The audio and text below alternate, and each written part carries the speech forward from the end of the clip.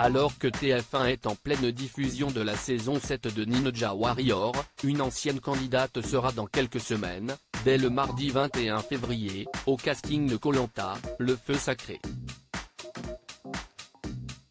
De l'eau des piscines de Ninja Warrior à celle de la mer des Philippines dans Koh Lanta, il n'y a qu'un pas.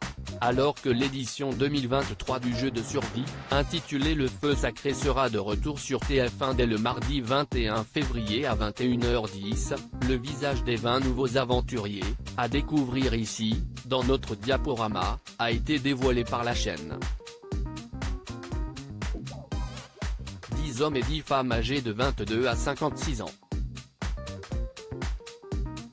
Et si le public retrouvera des sportifs aguerris, à l'image de Julie de Bever, une footballeuse professionnelle de l'équipe de France, il y aura cette année davantage de profils représentatifs de la population. On est revenu à quelque chose qui est un peu le sel de Koh Lanta, la diversité des profils justifie la productrice Alexia Laroche-Joubert.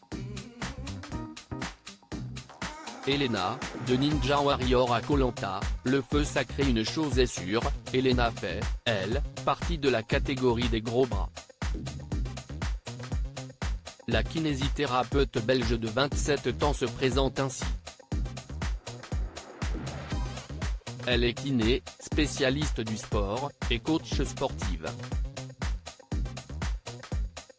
Dotée d'une grande confiance en elle, elle est très compétitrice et a plus un penchant pour les sports individuels que ceux en équipe, présente la chaîne.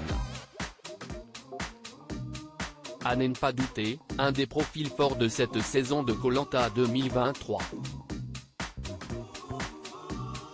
Et surprise, son visage n'est pas inconnu des plus attentifs des téléspectateurs de TF1 et des fidèles de Denis Brognard. Elena avait refusé de faire Koh Lanta en 2021. En effet, Elena a été candidate en 2021, dans la saison 5 de Ninja Warrior. La candidate originaire de Braine-l'Alleud avait alors chuté lors du 3e obstacle. Mais visiblement, la production du jeu de survie avait déjà son profil en tête, puisqu'Elena avait alors confié à nos confrères belges de DH qu'elle avait refusé de participer à Koh Lanta en 2021. En pleine diffusion de la saison 7 de Ninja Warrior, le parcours d'obstacles de TF1 semble être un terrain de jeu prisé des candidats. Il y a quelques semaines, CIST Bastien, vainqueur de Koh Lanta en titre, qui s'essayait à l'exercice. À lire aussi Koh Lanta, le feu sacré, découvrez le visage des 20 candidats de la saison 2023.